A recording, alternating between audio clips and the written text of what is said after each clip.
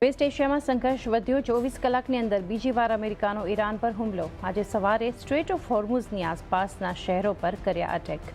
Nuclear city બુશહર અને ચાબહારને બનાવ્યા નિશાન. ત્યાં જ ઈરાને પણ કર્યો પલટવાર. ટ્રમ્પ બોલ્યા, લાંબી લડાઈ નથી ઈચ્છતા. ગઈકાલના મોટા ઘટાડા બાદ બજારમાં આજે થોડી રિકવરીના સંકેતો. ગિફ્ટ નિફ્ટી 65 પોઈન્ટ્સ ઉપર. એફઆઈએસની કેશમાં સતત ચોથા દિવસે ખરીદદારી, પરંતુ વાયદામાં વેચવાલી.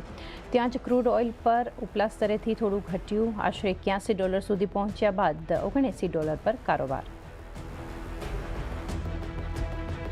એશિયાના બજારોમાં પણ રિકવરીના સંકેતો. નિક્કેઈ અને કોસ્પી 2% ઉપર. ડાઉ ફ્યુચર્સ પણ ઉપર. યુએસ ઇન્ડાઇસીસમાં પણ નીચલા સ્તરેથી સુધાર.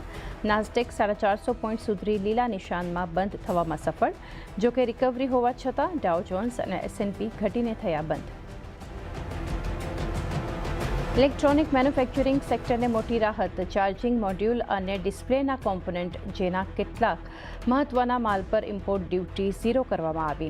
31 માર્ચ 2029 સુધી લાગુ થશે છૂટ. સાથે જ સોલાર ઉપકરણ અને EPC કંપનીઓ માટે પણ રાહત. ટેસ્ટિંગ લેબ્સની અછતને કારણે સેલ્ફ સર્ટિફિકેશનની સમયમર્યાદા 31 ડિસેમ્બર સુધી વધી.